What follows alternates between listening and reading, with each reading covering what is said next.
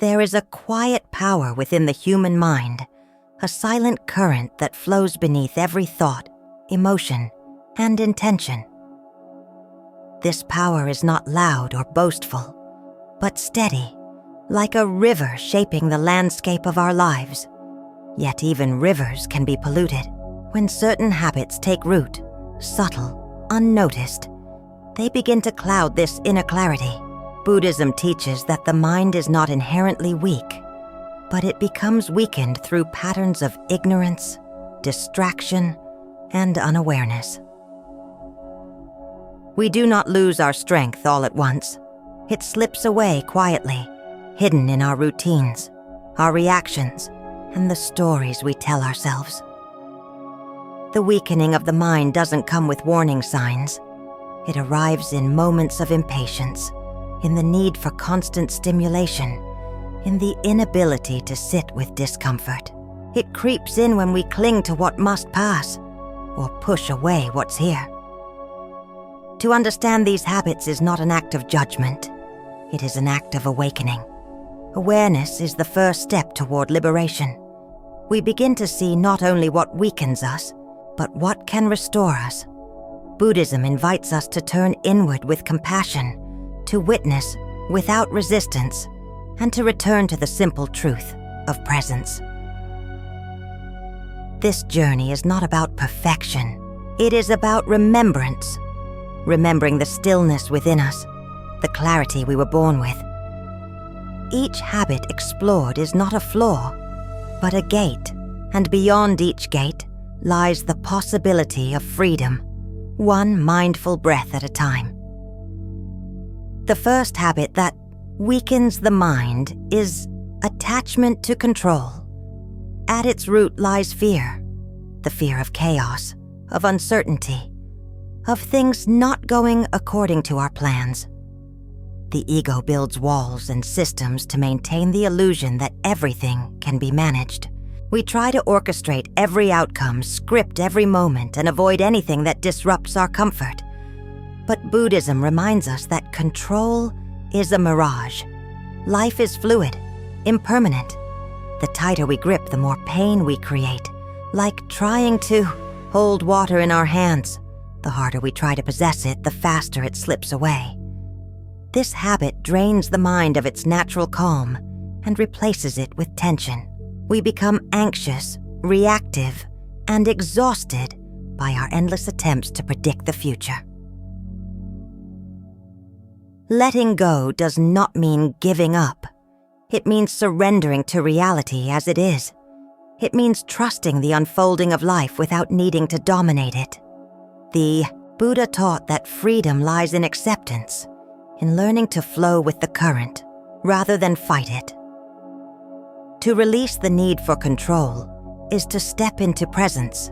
In this presence, the mind regains its strength, not through force, but through openness. We stop battling life and begin to dance with it. Every time we choose patience over panic, trust over tension, we reclaim a piece of our power. And in that surrender, we discover something greater than control: peace. Not the peace of perfection, but the peace of alignment with what is. The second habit that weakens the mind is constant comparison. It is the silent thief of inner peace. The mind, untrained, wanders into the lives of others, measuring, weighing, asking questions that bring no joy. Why not me? Why am I behind? What do they have that I don't? This habit corrodes our confidence. It blinds us to our own journey, distracting us with illusions of perfection on the outside. We forget that every life has unseen struggles, private doubts, and hidden pain. Buddhism teaches that each path is unique and cannot be measured by another's footsteps. Comparison feeds craving, and craving feeds suffering. When the mind constantly compares, it loses its stillness. We become restless, envious, trapped in the delusion that our worth depends on being better, faster, richer, more admired. But the truth is, no flower looks at another and wishes to bloom like it. It simply turns to the sun and grows. To overcome comparison, we must return to mindfulness. We must witness the wandering thought and gently bring it back.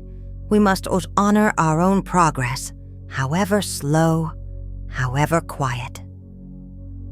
The Buddha spoke of rejoicing in the happiness of others. This practice, called mudita, is a powerful antidote to jealousy. It strengthens the heart and liberates the mind.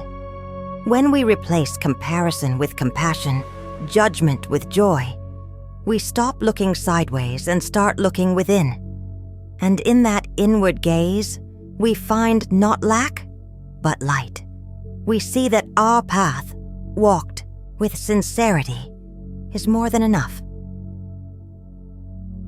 The third habit that weakens the mind is attachment to outcomes.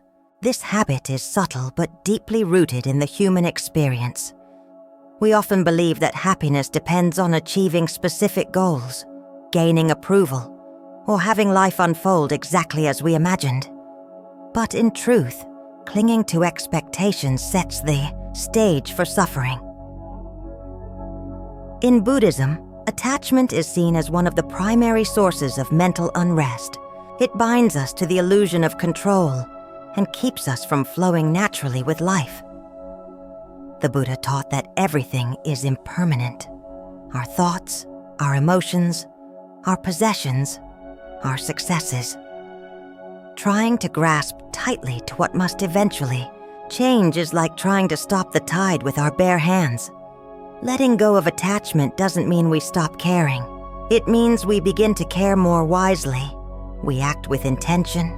We give our best, but we release the outcome. We stop needing the world to meet our conditions in order to feel peace. Imagine planting a tree. You water it, nurture it, shield it from harsh winds. But you do not control when it blooms. You trust nature's rhythm. In the same way, we learn to trust the timing of life. Non-attachment brings mental clarity. It frees us from the torment of expectations. We become open to possibilities we never considered. When we let go of rigid outcomes, we become spacious, resilient, and inwardly strong. Peace does not come from control. It comes from release, from surrender, and from the quiet power of trust. The fourth habit that weakens the mind is avoiding silence. Many people live in constant noise, seeking distractions, conversations, and activity to avoid being alone with themselves. Silence, however, is not empty. It is the mirror that reflects what we truly are. According to Buddhist teachings, silence is sacred. It is in silence that we can observe the mind, perceive our fears, understand our attachments, and witness the subtle waves of desire. Avoiding silence is like running from our own shadow. No matter how far we go, it follows us. The modern world fears silence. It fills every space with sound, notifications, and noise. But the wise person seeks the opposite. In silence, we hear what words cannot express. We rediscover the rhythm of breath, the depth of a heartbeat, and the calm that dwells beneath the surface. A noisy mind is a confused mind, but when we sit in silence, the mind settles like muddy water, resting in a clear bowl. The mud slowly sinks, and clarity emerges. That clarity is not intellectual. It is a quiet, direct understanding of what is. Cultivating silence is not just about external quiet. It is also about inner stillness, not reacting, not judging, not clinging. When we embrace silence, we return home. In that stillness, the mind strengthens, the heart softens, and the spirit awakens. To fear silence is to fear truth. But when we welcome it with open arms, we remember that peace has always been within us, patient, silent, and ready to guide us back. The fifth habit that weakens the mind is the constant need for approval. Many people, often without realizing, it live tied to the opinions of others, shaping their words, actions, and even their dreams to meet expectations that aren't truly theirs. They seek validation like it's oxygen, unaware that in doing so, they gradually lose something priceless, their true self. The Buddha taught that those who truly know themselves do not require external approval. Opinions of others may reflect a part of reality, but they should never become the compass that guides our life. Living to be accepted is a subtle form of bondage, an invisible cage built from fear and the craving for acceptance. When our peace depends on external praise, it becomes fragile and volatile. Every criticism feels like a wound. Every compliment becomes a drug we chase. A mind that constantly seeks validation is easily disturbed, always uncertain, and never truly at ease. Freedom begins with self-honesty. It's not about ignoring others, but about listening with clarity. Ask yourself, does this opinion empower me or control me? Does it invite growth or chain me to fear? The ability to reflect without reacting is a strength born from inner calm.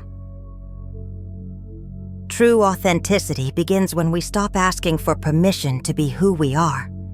It blooms in quiet self-respect, without applause or spotlight. In that stillness, we rediscover our wholeness. We remember that our worth was never something to be given. It has always lived quietly within us, waiting to be recognized. The sixth habit that weakens the mind is emotional reactivity. When we allow every external event to dictate our inner state, we become like leaves in the wind, tossed around by the slightest breeze. One harsh word, one unexpected situation, and suddenly our peace dissolves into anger, fear, or sadness.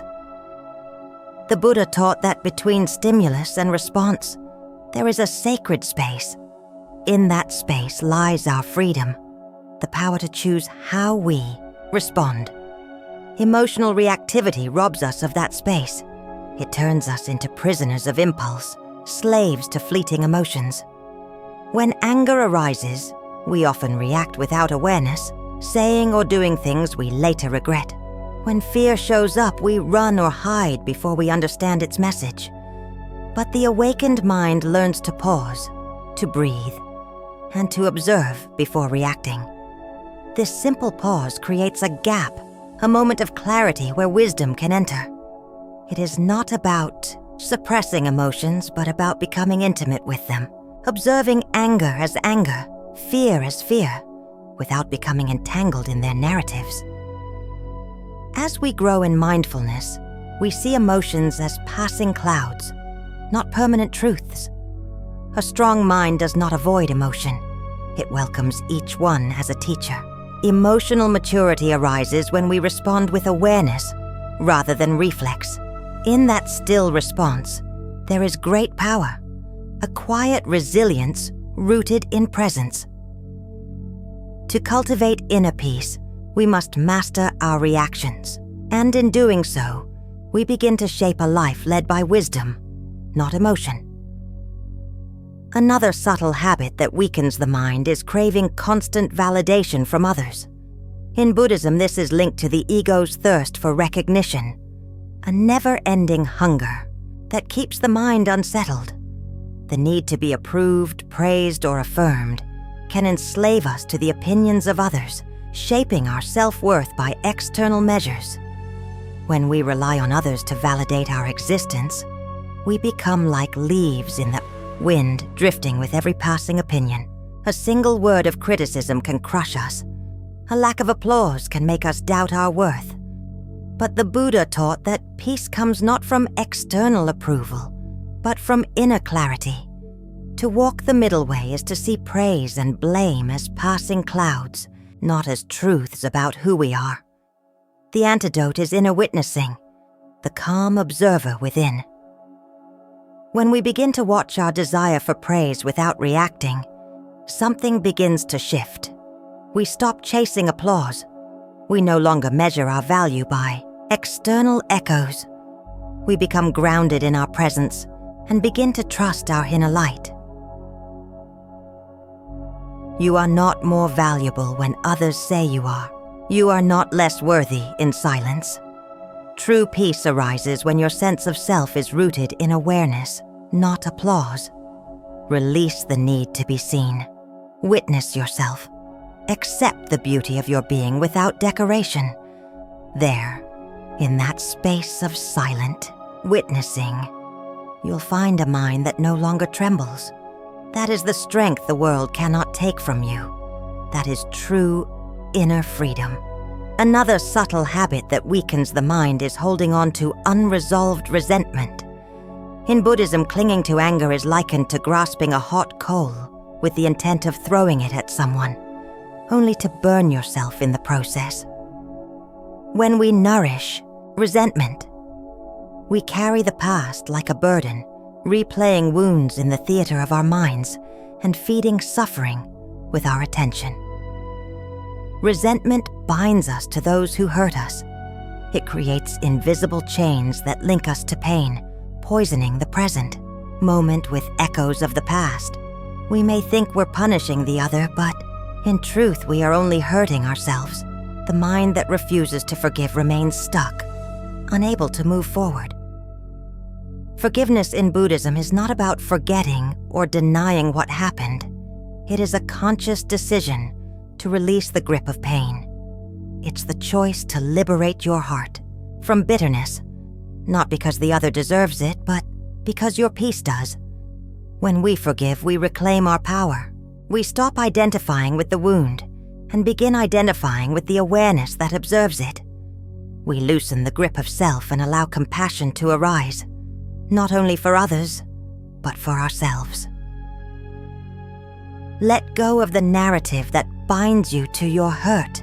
Offer it to the fire of mindfulness. With every breath, soften. With every exhale, release. Peace is not something we find. It's something we uncover when we stop carrying what no longer serves us.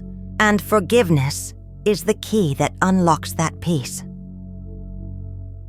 One more habit that weakens the mind is the relentless pursuit of external validation.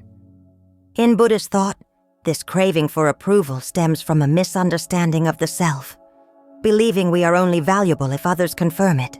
When we depend on praise to feel worthy, our peace becomes fragile, and our sense of self wavers with every opinion.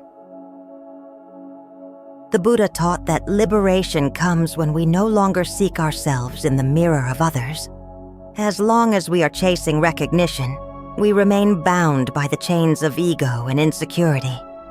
We exhaust ourselves trying to appear perfect, accepted, or admired, forgetting that true confidence is silent, rooted in self-awareness, not applause.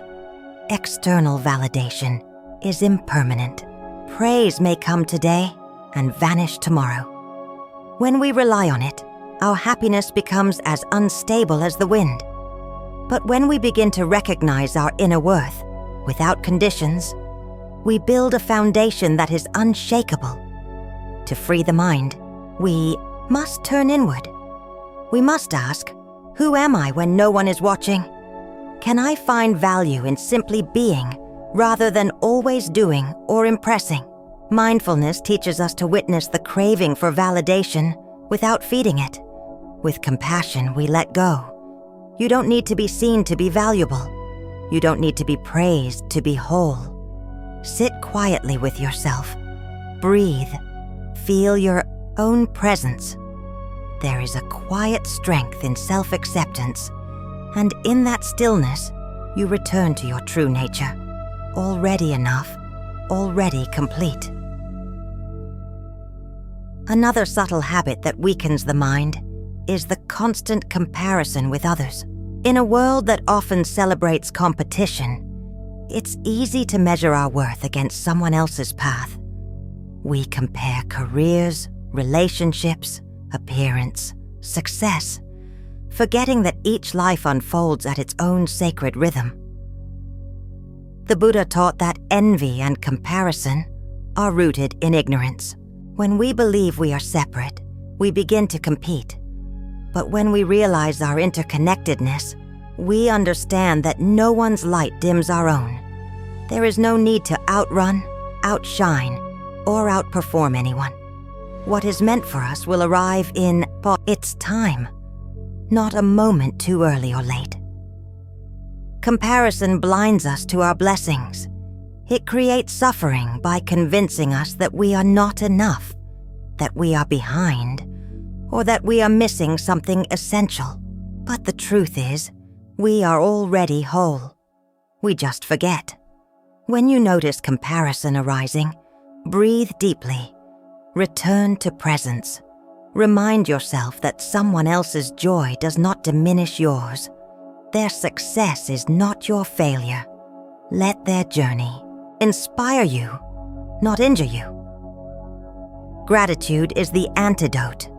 When we focus on what we have, rather than what we lack, we shift from scarcity to abundance. We begin to honor our path, however winding or slow it may seem. You are not here to be better than anyone else. You are here to be fully, completely yourself. And in that authenticity, you find peace. A peace no comparison can ever offer, only your presence can. The next habit that weakens the mind is dwelling on the past. The mind, when left untrained, has a tendency to return again and again to old wounds, regrets, and memories, trying to rewrite what can no longer be changed. We replay conversations, relive mistakes, and revisit moments that no longer belong to the present moment we are living in now. In Buddhism, clinging to the past is like carrying a heavy backpack filled with stones. Every memory we refuse to release weighs us down and makes the path forward more difficult. The Buddha taught that liberation comes through presence, not in rewriting the past or controlling the future, but in fully inhabiting the now. The past cannot be changed, but it can be understood. It can be learned from. And once it has taught us what we need to know, it should be gently placed down, like a burden we no longer need to carry with us into each moment. Forgiveness plays a central role in this release, not only of others, but of ourselves. We are not meant to be perfect. We are meant to awaken, and awakening often requires falling, failing, and beginning, again, and again, with compassion. When we let go of the past, we make space for what is possible. We create room for peace. The breath, the body, the silence around you, they all exist now. Anchor yourself here. Let the past be a teacher, not a prison. Return home to this moment. Another habit that silently weakens the mind is overthinking. At first, it may seem like a sign of intelligence, analyzing, planning, evaluating every angle. But when the mind spins without rest, it becomes a storm. Overthinking turns possibilities into problems and uncertainty into fear. It disconnects us from reality and traps us in imagined scenarios that rarely reflect the truth. The Buddha taught that peace is not found in overanalysis, but in stillness. The mind, like water, becomes clear only when allowed to settle. Constant thinking muddies that water, obscuring the truth beneath waves of doubt, worry, and mental noise. The more we stir it, the more we lose sight of the ground beneath. Overthinking often arises from fear. Fear of making a mistake, fear of the unknown, fear of not being good enough. But no amount of thinking guarantees certainty.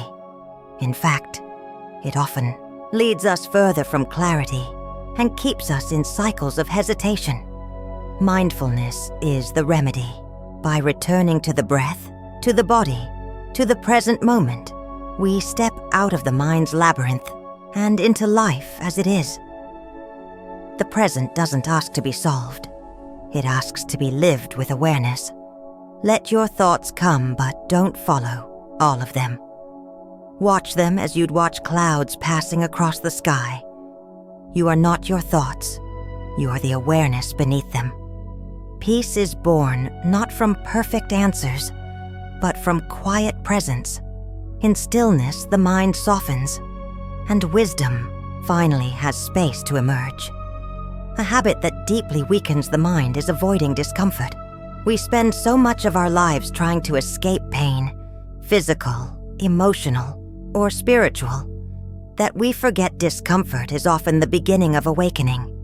In trying to avoid suffering, we sometimes prolong it. We distract ourselves, numb ourselves, or run from the very thing that could set us free from fear.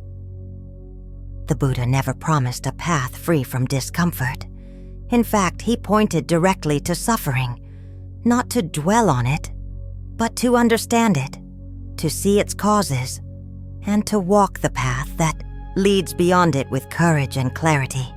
Avoiding discomfort keeps the mind fragile. It becomes terrified of change, of challenge, of anything unfamiliar. But strength is not built in comfort. A tree grows roots not in soft air, but deep within the dark soil. Likewise, the mind grows resilient by meeting discomfort with steady awareness and non-reactivity. Mindfulness invites us to turn toward our experience, even when it's unpleasant. Instead of reacting with resistance, we learn to sit with it, breathe through it, and observe what arises. Often, what we fear is far less than what we imagine. Courage is not the absence of pain. It is the willingness to face it, stay present, and not run away. In the stillness of that presence, transformation happens naturally. What if your discomfort was a teacher? What if, hidden beneath the pain, there was clarity waiting? When you stop avoiding and start listening, discomfort becomes a doorway, and through that doorway, wisdom gently enters in. A powerful yet often overlooked habit that weakens the mind is speaking without awareness. Words seem light, fleeting, easily forgotten. But the Buddha taught they carry great weight. A single, careless sentence can plant seeds of conflict, doubt, or sorrow. Speech, when unconscious, becomes a weapon. When conscious, it becomes a bridge toward peace and understanding. The practice of right speech, one step on the Noble Eightfold Path, reminds us to speak truthfully, kindly, and with intention. Gossip, harshness, and idle chatter may feel harmless, but over time they fracture trust and pollute the inner space of the speaker. They also disturb the clarity of the mind, reinforcing habits of distraction and disconnection. When we speak from anger, we strengthen anger. When we speak from peace, we strengthen peace. Mindful speech is not just restraint. It is presence. It is pausing before responding, listening fully, and letting silence guide the heart with patience. To speak with care is to honor the sacredness of language. Words can uplift or destroy, connect or divide. Every phrase is an offering. What are you offering to the world with your voice? In daily life, begin with awareness. Notice your tone, your pace, your intent. Ask yourself, is this true? Is it kind? Is it necessary? Is it rooted in love? When speech is rooted in compassion and awareness, it becomes a practice of liberation. It frees others, and it frees you, because even a single word spoken in presence can plant a seed of peace. Another subtle habit that weakens the mind is rushing through life. We move quickly, through tasks, conversations, thoughts, and even emotions, as if the next moment holds something more important than this one. In doing so, we miss the present. We trade depth for speed and presence for productivity. The Buddha reminded us that peace is only found in the present moment. Yet the modern mind is trained to hurry. We are always reaching, striving, chasing. But what are we really chasing? And what are we running from? When we rush, we disconnect from our senses, our breath, our surroundings. We eat without tasting. We speak without listening. We live without fully living. The habit of hurrying creates anxiety, fuels dissatisfaction, and drains the richness from our experiences. Mindfulness asks us to slow down, not to stop moving, but to move with awareness, to walk as if each step matters, to breathe as if each breath is sacred. When we move slowly, we begin to see clearly. We notice details. We feel more. We return to ourselves. Slowing down is an act of rebellion in a world addicted to speed. It is also an act of compassion. We give our nervous system time to rest, our heart space to open, and our mind permission to soften. This moment is not in the way of your life. It is your life. To honor it, slow down, meet it fully. For what you are rushing toward may never arrive, but this moment is already here. A deeply weakening habit of the mind is resisting impermanence. We want things to stay as they are: relationships, health, success, comfort. When life begins to shift, as it always does, we cling tightly, hoping to freeze what is meant to flow. But in Buddhism, impermanence isn't a threat. It's the very heartbeat of existence. The Buddha taught that everything is in motion. Every breath, every moment, every cell in your body is changing. When we resist this truth, suffering arises. We grieve not just because things end, but because we expected them to last forever. Impermanence is not cruelty.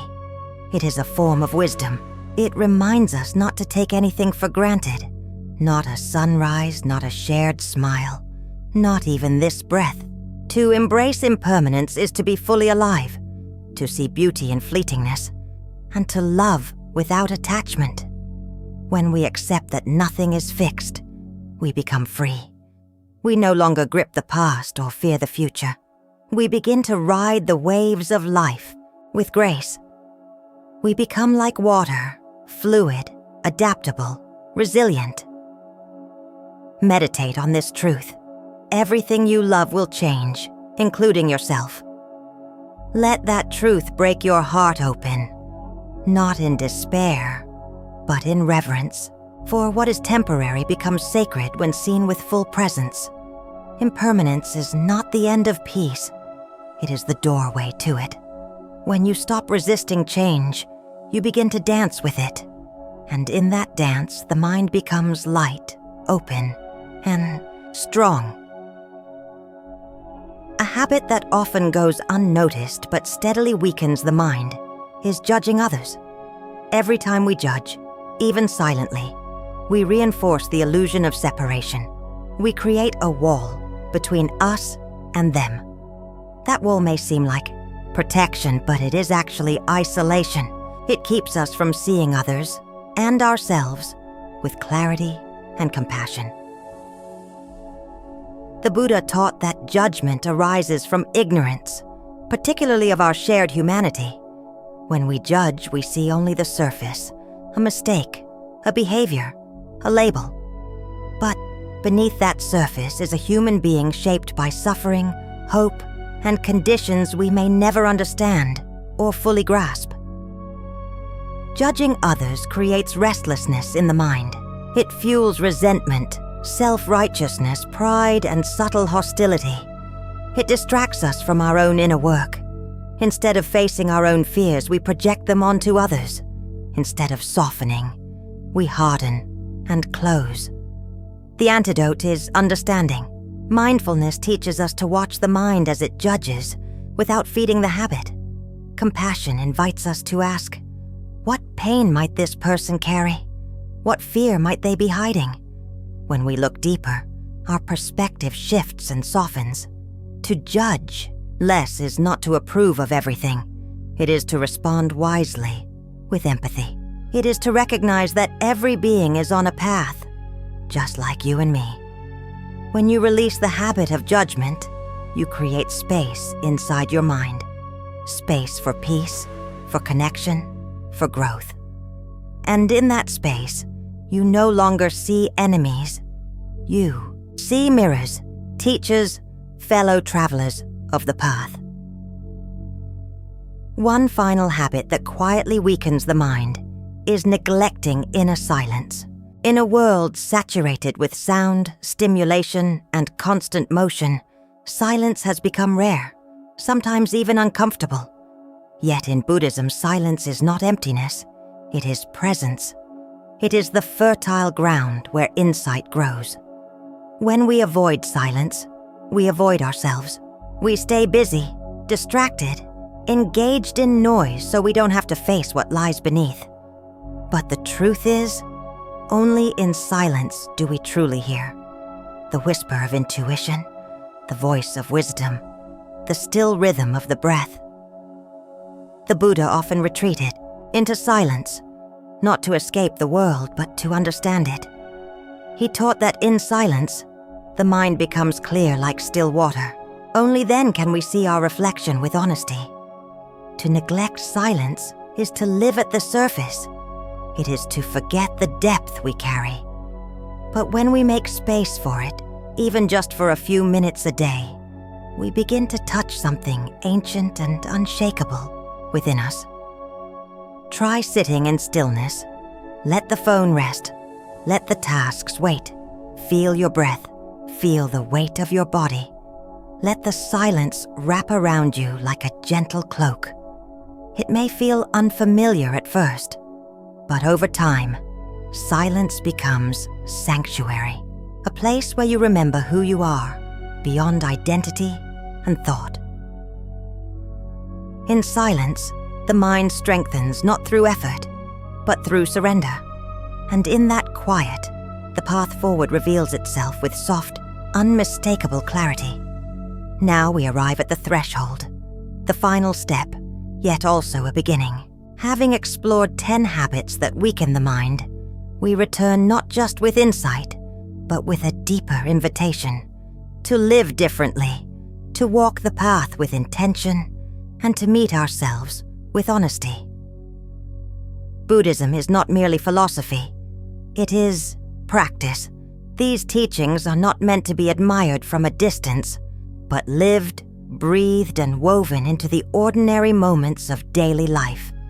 Each breath is an opportunity, each challenge, a gate, each thought, a chance to awaken.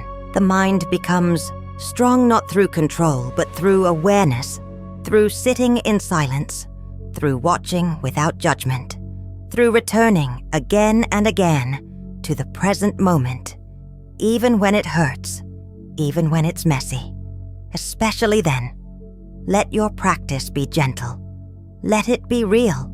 Begin each morning with stillness, if only for a minute. Close your eyes. Feel your breath. Repeat a simple intention. May I be awake. May I be kind. May I see clearly. This is not the end of your journey. It is your call to deepen it. Reflect. Share what resonated. Carry the teaching with humility. And if it brought light, offer that light to others. Subscribe to the silence within. Walk the path not for perfection, but for peace. Let your strength grow quietly, like roots beneath the earth. And when the noise of the world grows loud again, return here. Return to your breath. Return to now. The Dharma always waits in stillness.